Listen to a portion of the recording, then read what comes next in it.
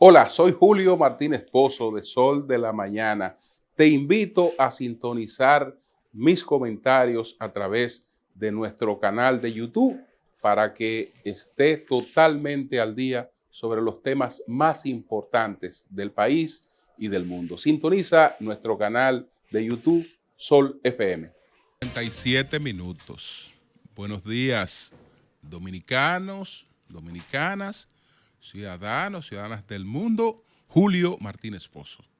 Los comentarios de los temas más importantes en el programa de mayor influencia de la radio y la televisión nacionales y de todas las plataformas digitales. Entonces, señores, después de dar los buenos días a nuestro equipo, al equipo del Sol de la Mañana y a toda la audiencia de Sol, a la de Telefuturo Canal 23, nosotros identificamos inmediatamente los temas que vamos a abordar en el día de hoy. Estos temas son los siguientes. Aquí están. ¿Qué aportará la Alianza contra el Hambre del G20 que se aprobó ayer en Brasil? La agresión a médicos del Darío Contreras es un adelanto de lo que será la República Dominicana. Esa República Dominicana que presenta esas imágenes, esa es la que estamos realmente forjando. Hacia esa vamos en todos los aspectos de la vida nacional. Y entonces, el Ministerio Público, reo de su propia trampa, en el caso aquel.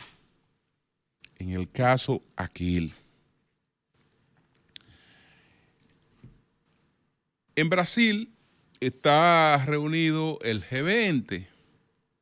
El G20 como el grupo Asia-Pacífico, APEC, este grupo Asia-Pacífico, hablamos de este grupo que se reunió en el Perú.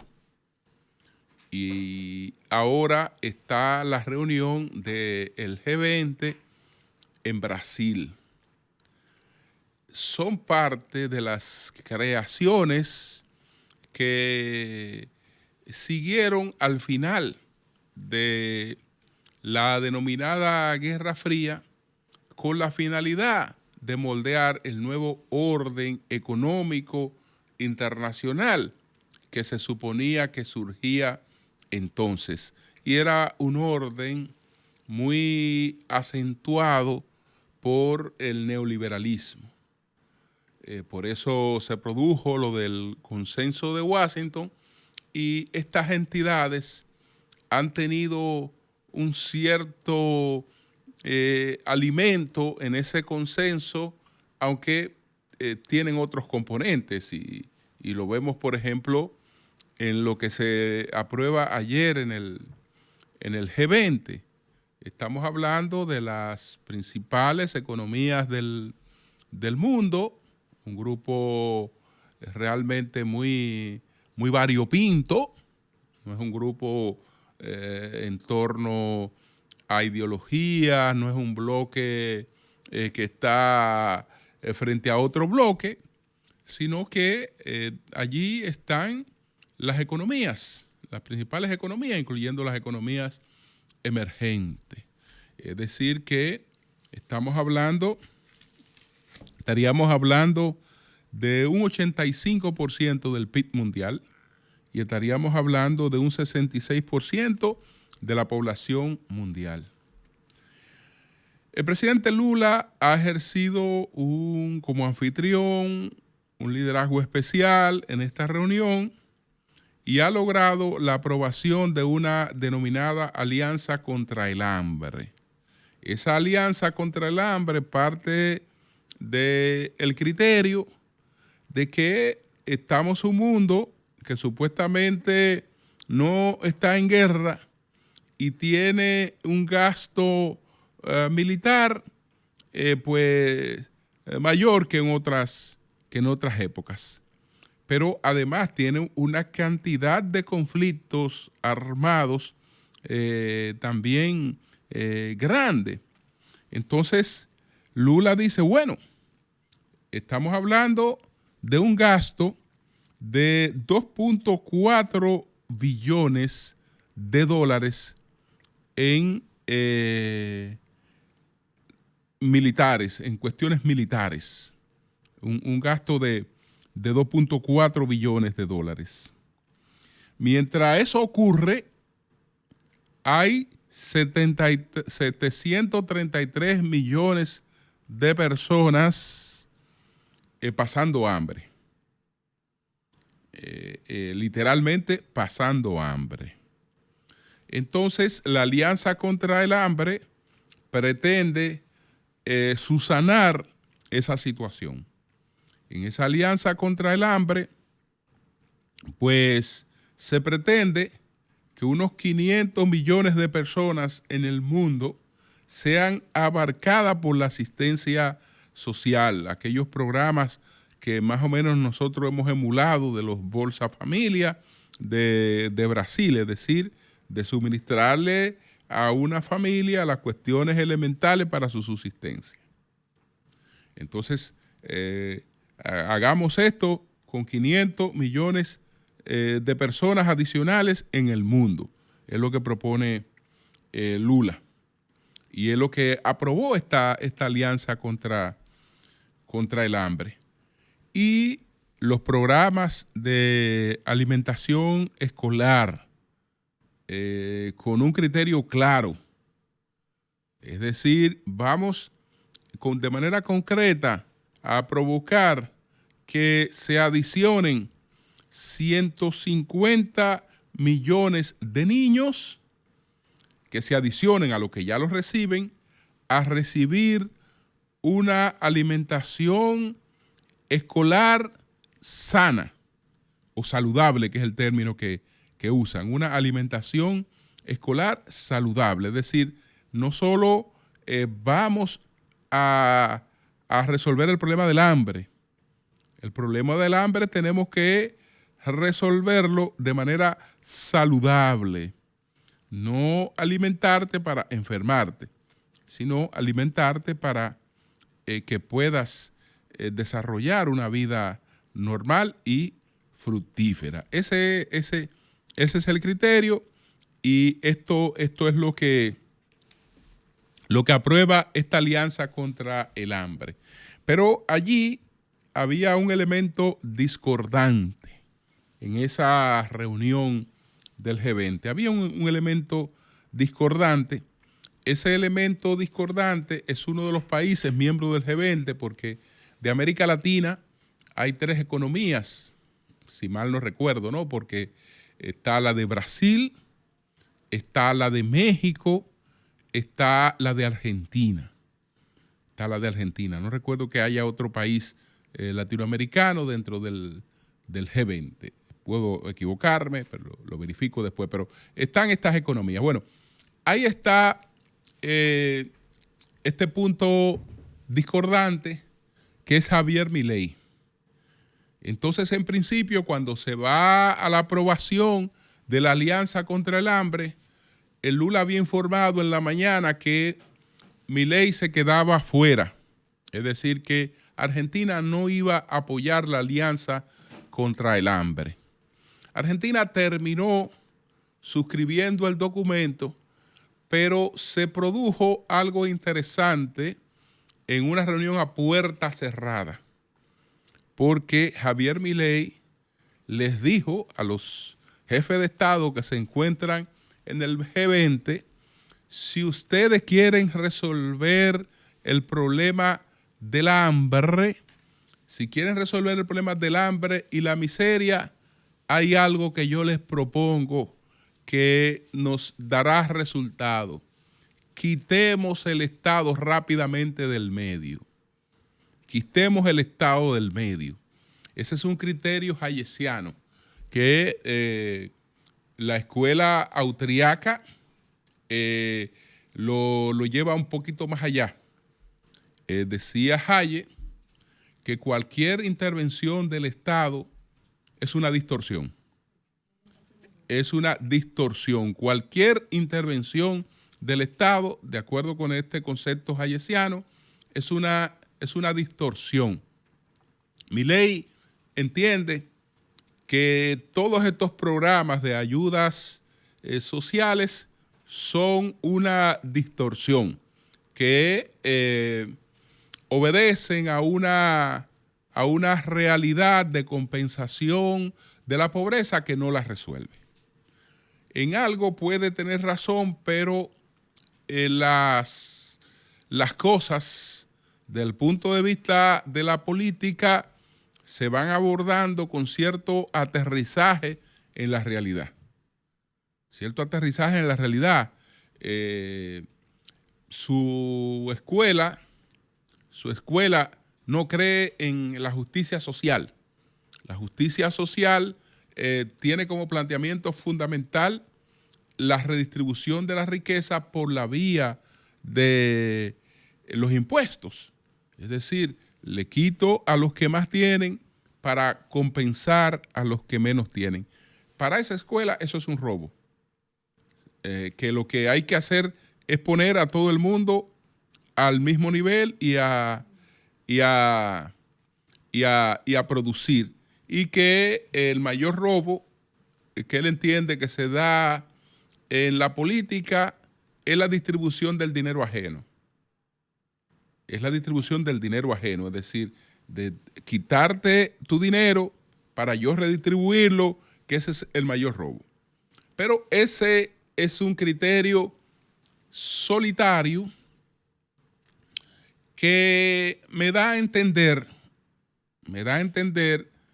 que más que ejercer una presidencia, más que buscar el éxito en una presidencia, él está tratando de colocarse a la cabeza de la validación de un pensamiento económico. Aquel pensamiento de Karl Menger sobre todas estas cosas, que es, digamos, la figura a partir de la cual surge la denominada escuela austríaca. Entonces, eso fue la reunión del G20. Xi Jinping, que no es un hombre que puede estar hoy aquí y mañana allí, hizo que le prepararan sus 2 reuniones continuas, porque él vino a la reunión de la cumbre Asia-Pacífico. Esa reunión era en Bolivia, en Sudamérica. Bien, perfecto, pero entonces ahí mismo está la reunión del G20. En Perú. La reunión del Asia-Pacífico fue en Perú. Y la de el G20, entonces, en Brasil. Ahí mismo. Es decir, matado pájaro de un tiro. Un hombre con demasiado poder para estar todos los días montado en un avión yendo aquí y yendo para allá. Entonces le acomodaron sus 2 reuniones ahí y él vino a sus 2 reuniones. Como todas las otras economías, que la economía de la India, que es una de las economías emergentes, incluso ahí está presente Rusia, todos estos países. Eso es lo que tiene que ver con la denominada Alianza contra el Hambre, que es la propuesta principal de esta cumbre que se acaba de celebrar en Brasil, la cumbre de los países del G20. Estos mismos países eran el G8. Eran el G8, porque el G20 ha tenido 2 etapas. Una etapa que era más bien de una reunión ministerial, de gobernadores de bancos centrales, ministros de economía, pero esto es cuando surge en los 90, pero con la crisis económica del año 2008, entonces el G8 se transforma en el G20 para tratar de contrarrestar los efectos de la crisis económica que se produjo en el año 2008, y esa es la entidad que se está reuniendo ahora, aunque su historia es anterior, pero es otra a partir del del 2008. Bueno, eso es lo que tiene que ver con este aspecto de la reunión del G20. Entonces, señores, miren, el tema de la agresión que se produjo contra médicos en la emergencia del Hospital Darío Contreras. Una agresión confirmada oficialmente por el hospital. Cuando le digo confirmada oficialmente por el hospital, es que yo no suelo de valerme por lo que veo en un video. Porque antes decíamos que una imagen hablaba por 1000 palabras y que era un retrato fiel de la realidad. Hoy no es un retrato fiel de la realidad. Entonces, uno a veces se pregunta, pero ¿y esto será verdad? Señores, ¿por qué es difícil de creer lo que usted vio ahí en ese espectáculo que se produjo ahí, donde una pareja de haitianos, uno de 28 años, pues sencillamente se insolentaron y agredieron a los médicos de la emergencia? Y el varón, ya ustedes saben lo que hizo. No lo voy a repetir a esta hora lo que hizo ese señor. No lo voy a repetir a esta hora lo que hizo ese señor. Lo que yo quiero que estemos claros, que hacia ahí es que vamos, hacia ahí es que nos están llevando. Veamos mucho esa imagen, porque eso es lo que vamos a ver nosotros reproducido en la sociedad dominicana. Porque aquí se ha hecho creer y se quiere hacer creer que la economía y la nación son dos conceptos totalmente distintos, es decir, dos conceptos que no están realmente asociados. Y no es verdad que no están asociados, no es verdad que la economía y la nación son cosas distintas. No es verdad que son cosas distintas. Por eso yo quiero volver, señores, a este artículo que ya lo había citado, pero leí rápidamente 3 párrafos de Eduardo García Michel, titulado El desafío de la inmigración haitiana.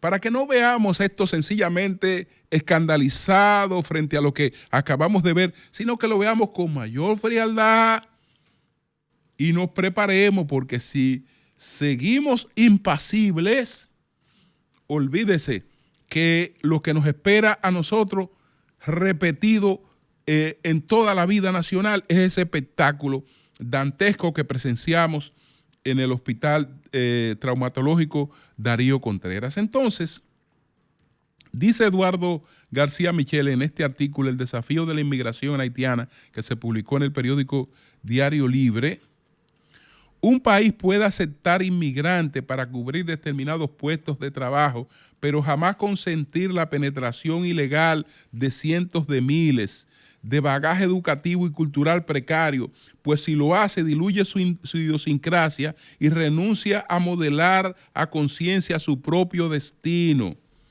La presión inmigratoria se acrecienta con el nacimiento cada año de docenas de miles de niños haitianos cuyas madres son traídas a parir a nuestros hospitales, y con la presencia en nuestras escuelas de casi 200,000 estudiantes de ese origen.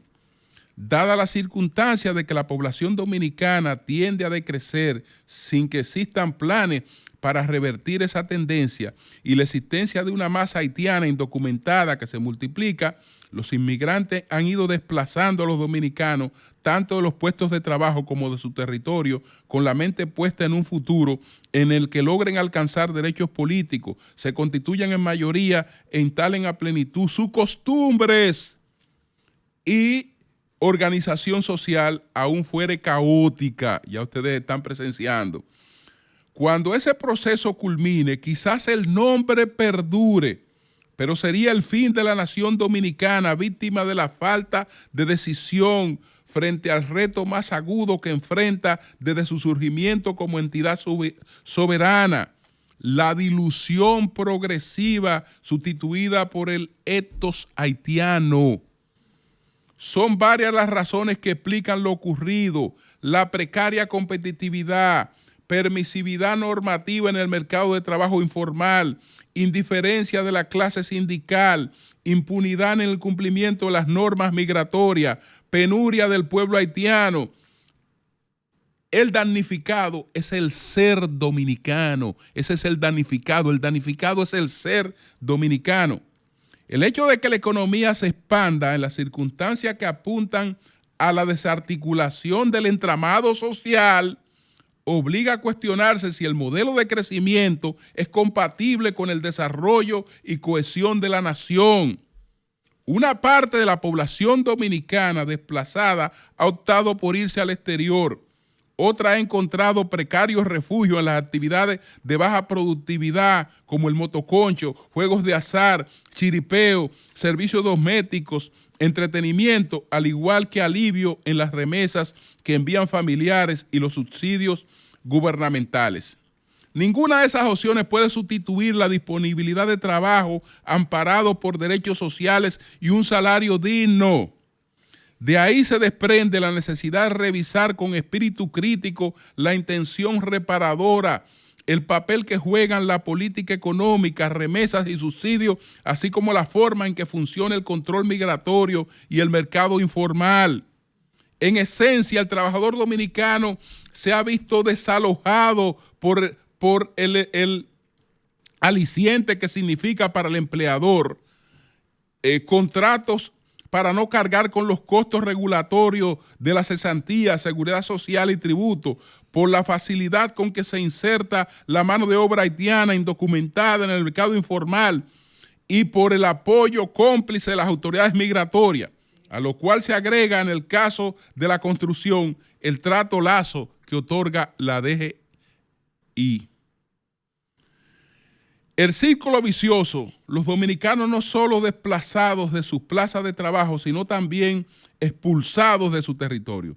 Desde el exterior envían remesas que aprecian el tipo de cambio, restan competitividad a las exportaciones y a la producción para el mercado interno. Los subsidios ayudan a apuntalar el modelo dando sustento a los desplazados y abriendo cauce a la inmigración ilegal. Señores, yo quisiera seguir leyendo ese artículo que no tiene desperdicio. Todavía quedan unos párrafos ahí sumamente interesantes, pero es claro que no podemos seguir hablando de desarrollo productivo, de participación en el PIB de ningún sector, si eso no está contrapesado con los pasivos de ese sector. ¿Qué pasa con el que hace su trabajo en base a mano de obra ilegal haitiana? Usted sabe qué pasa, que esa persona dice, bueno, es que yo pago lo mismo, no es verdad que le pago lo menos, no es verdad que se paga igual, porque igual puede ser el pago monetario, que incluso para el dominicano está deprimido por la presencia de esa mano de obra ilegal. Es decir, se paga lo mismo al dominicano y al haitiano porque, primero, está deprimido por la presencia de esa mano de obra ilegal. Segundo, no se paga lo mismo porque solo se paga el salario monetario, no se paga el salario social. ¿Quién paga el salario social de los que viven de las riquezas de la mano de obra ilegal? ¿Usted sabe quién lo paga? El pobre dominicano. Y lo paga varias veces. Porque como usted paga un salario monetario, pero no paga el salario social, cuando esa persona requiere servicios médicos, va a exigirlo a un hospital público. Porque ya entiende que no es una prestación solidaria, sino que tiene un derecho. Tiene un derecho y hay que exigirlo, si no pasa lo que pasa en el Darío Contreras. Entonces, ¿qué quiere decir? Que es el contribuyente el que termina pagando ese salario social. Pero el contribuyente en sentido general, porque el contribuyente pobre lo paga dos veces, porque lo paga en términos de lo que aporta, pero lo paga también con su propia vida, porque esa contraprestación de servicios que se dan a esa población es en detrimento del servicio que deben recibir los dominicanos. Entonces, eso debemos de tenerlo claro. Aquí no debe haber políticos que no tengan eso claro. Que no tengan eso claro. No hay nación desvinculada de la economía. Eso no es verdad, que hay nación desvinculada de la economía y no puede haber ninguna actividad económica que sea importante para este país que se desarrolle sobre la base de la destrucción de la nación. De la base impune de la destrucción de la nación. Entonces, pero ya vemos espejos, repito, como ese, como el que acabamos de ver en el hospital Darío Contreras. Eso se va a repetir en toda la actividad nuestra. Es ahí a que vamos, es ahí que nos están llevando. Es ahí, es para ahí que vamos. O ya estamos en gran medida ahí, es para ahí. Señores, miren, tengo que referirme al caso aquel, el caso donde está Donald Guerrero, Gonzalo, el caso donde ustedes saben que hubo unos actores que fueron excluidos a cambio de unos bienes que entregaron al Estado. Incluso ellos no hubo querellas contra ellos. Y los bienes se les recibieron como donaciones voluntarias, no como decomiso. Es decir, que son gente que no tienen la más mínima acusación en relativa a esos hechos. Esos hechos, una cosa virtuosa. Virtuosa. Pero ¿qué ocurre? Ayer había audiencia, una nueva posposición, ya van para 2 años de posposiciones. Hasta ahora no hay una sola posposición que haya sido ocasionada por los imputados. Porque después, bueno, que los imputados están jugando una táctica dilatoria, buscando la prescripción de ese caso. No, hasta ahora, 2 años después, no hay una sola posposición provocada por los imputados. ¿Qué es lo que está provocando las posposiciones y seguirá provocándolo? Yo no sé hasta cuándo. Bueno, el entrampamiento en el que incurrió el Ministerio Público, que en principio se apareció con decenas de querellantes que eran supuestamente afectados por esas personas y mantuvo esos querellantes durante más de 1 año. Pero después, cuando llegaron por razones políticas, por razones que fueren, porque ustedes ven la irritación de ciertas personas y ciertos personajes, eso no está desasociado de ese caso, como se expresan. Pero, ¿qué ocurre? Que crearon se hicieron acompañar de decenas y decenas de querellantes falsos.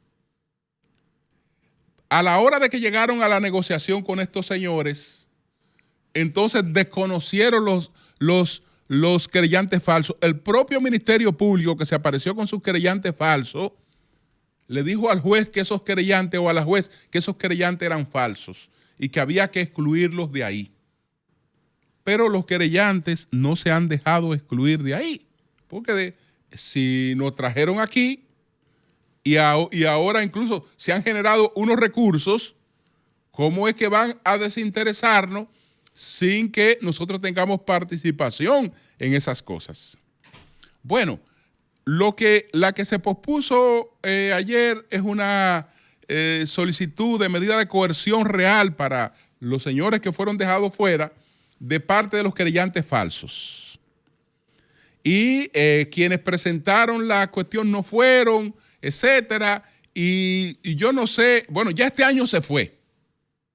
Hay otra pandemia, pues ya eso se fue. En definitiva, lo que quiero advertir es que el tiempo va corriendo, que ya van 2 años y hasta ahora no hay una sola posposición que haya sido causada por los imputados, por lo que han quedado imputados en ese caso, sino por los llamados querellantes falsos. Esos querellantes falsos los trajo a este proceso el Ministerio Público. Después que ya vio que no le eran útiles, entonces confesó que eran querellantes falsos. Pero los querellantes falsos no se han acogido a eso. Ellos no se consideran querellantes falsos, sino que han seguido interrumpiendo este proceso porque ellos buscan algún tipo de compensación. Buscan algún tipo de compensación. Entonces, por eso, esto no se sabe cuándo se empiece realmente la preliminar. Vamos a ver si ya para los primeros 3 meses del año próximo tenemos el inicio de la preliminar, porque tenemos todavía muchísimas posiciones más. Y acuérdense que los procesos tienen un plazo de prescripción, pero ahí se entramparon ellos mismos porque están siendo víctimas de los querellantes falsos que arrastraron a ese expediente. Por otra parte, como ayer hablé del tema de las devoluciones por esta rueda de prensa, de que hemos recibido 2,000 y tantos millones en devoluciones, que como expliqué, eso sencillamente es un número que no representa sustancialmente nada objetivo. Eso sencillamente es un número. En el caso aquel donde 3 distinguidos querellantes, porque hay que tener muchas, querellantes no, 3 distinguidos señores, porque esos señores, repito, tienen una sentencia inculpatoria que lo absuelven. Entonces, esa gente no se puede tocar ni con el pétalo de una rosa. Esa gente hay que tener mucho cuidado como no se refiere a ellos. Entonces, a los distinguidos señores que estaban en este caso, que el distinguido Ministerio Público le aplicó el criterio de impunidad. Y van a decir que soy un analfabeta porque no se llama criterio de impunidad, se llama criterio de oportunidad. Pero yo estoy diciendo criterio de impunidad, yo sé lo que estoy diciendo, yo no soy un analfabeta. Criterio de impunidad. A lo que le aplicó el criterio de impunidad, le recibió en bienes unos 2.300 millones de pesos, vamos a redondearlo, en bienes y en algún pago en efectivo. ¿Cuál es el problema de eso? Que esos bienes recibidos nada más son rentables para los fines de la factura que habrán de pasar los abogados cazarrecompensa. Pero para el Estado, y menos para un Estado que estaba en necesidad de hacer una reestructuración fiscal, eso no representa nada en términos económicos que pueda ser provechoso o muy poco provechoso. Les ponía un ejemplo que se lo repito ayer.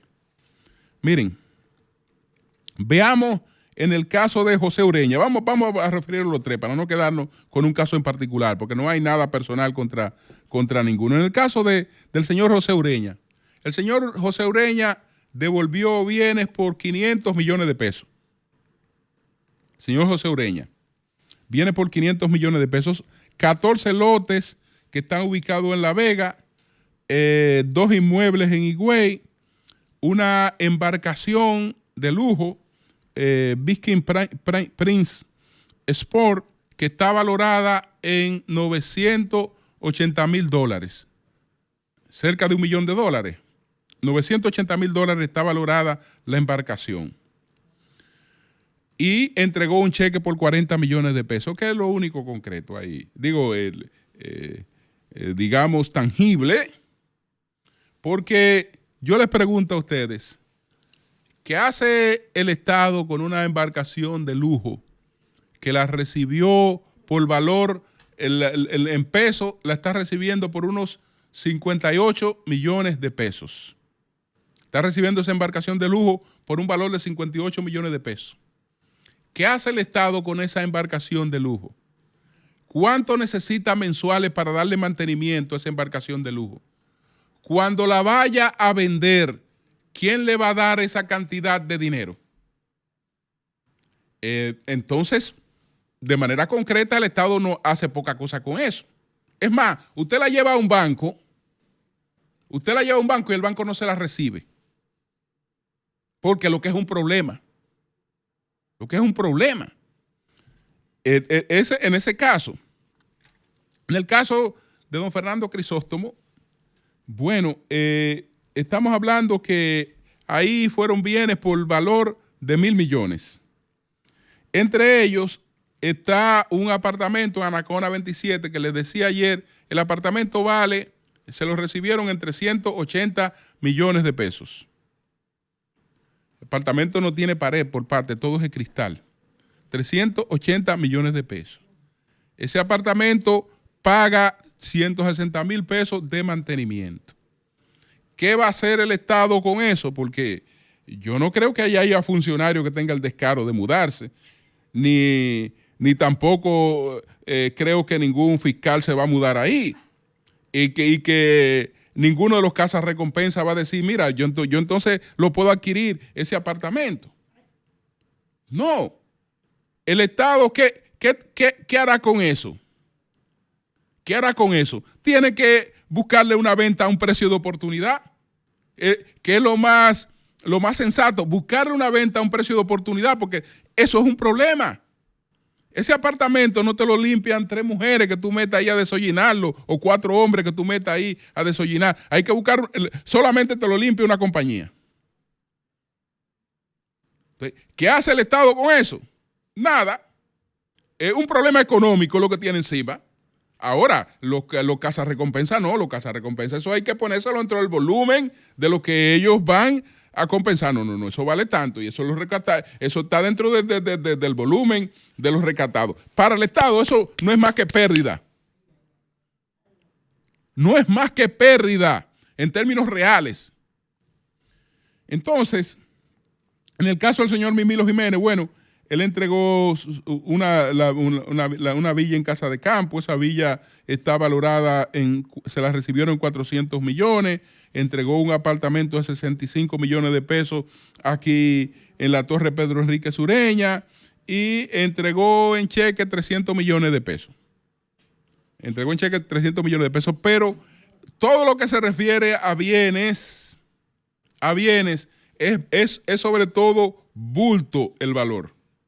Porque el valor real será lo que el Estado reciba cuando salga de esos bienes, que tiene que hacer una fiesta cuando salga de esos bienes. Porque esos bienes solamente representan un problema y un costo.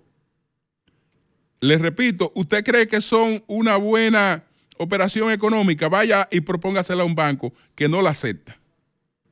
Porque sabe el costo que eso tiene para una institución bancaria. Cambio y fuera.